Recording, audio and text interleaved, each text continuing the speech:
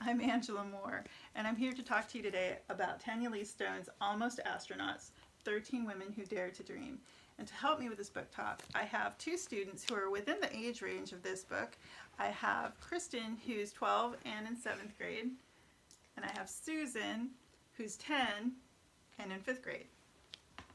All right, so once you look at this cover, girls, what does this picture remind you of? What do you think this book is about? I think it's about astronauts who dared to be an astronaut, like women. Okay. Probably like what she said, people trying to become astronauts, but probably like not succeeding because it says almost. Almost astronauts, absolutely. And by looking at the pictures of the women in here, do you think that this is a modern book about something that happened recently or something that happened a long time ago? I think it's old because the pictures look like they're black and white. Okay. Yeah, that makes sense. That's good. And that's absolutely true. This is a story about 13 different women who were in a NASA program in the early 1960s, and I'll tell you a little bit more about it in a second. But the United States and Russia were in this space race. It was called the Soviet Union then, and they formed NASA in 1958. I have a little timeline here. And when they were looking for astronauts, for the first people that were going to go into space, they knew that they needed someone who was strong physically, who was strong mentally, who was probably a good pilot.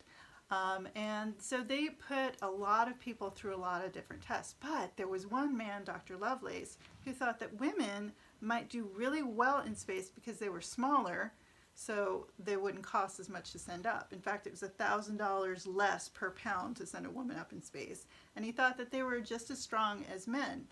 So they went through all of the same tests that the men went through from 1960 through 1962, and they passed with flying colors. They call them the Mercury 13 for the women who did pass. And they did so well that a couple of them, including Jerry Cobb, who was one of the best female pilots that they had in the United States at the time and ranked at the top 2% of all astronauts, she went to talk to the Senate in 1962. And then we have a little bit of a gap. Nothing in the 70s, right? So it's a little quiet. We have a lot of great things happening in the 80s.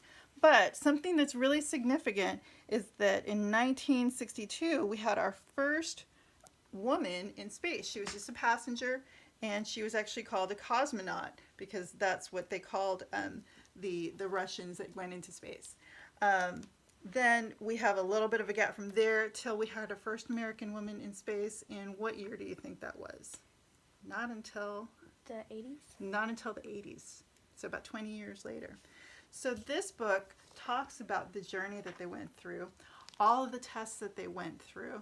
And I want to ask you really quickly, do you have any questions about this book that would make you curious about wanting to read it? Was there a range of the ages that the women were? Yes, the youngest was 23 and the oldest was 41. Do you think that like people like in me and Kristen's grade, do you think that we would like this book and it would be at our reading level? Absolutely. The chapters are about 10 pages each, and they have some great historical pictures in here. Some are in black and white, some are in color, but it's a really great read, and I'd love for you to read a little bit more about it. You get a good history lesson, and you get a great story. That's actually a true story. All right. Thank you, guys.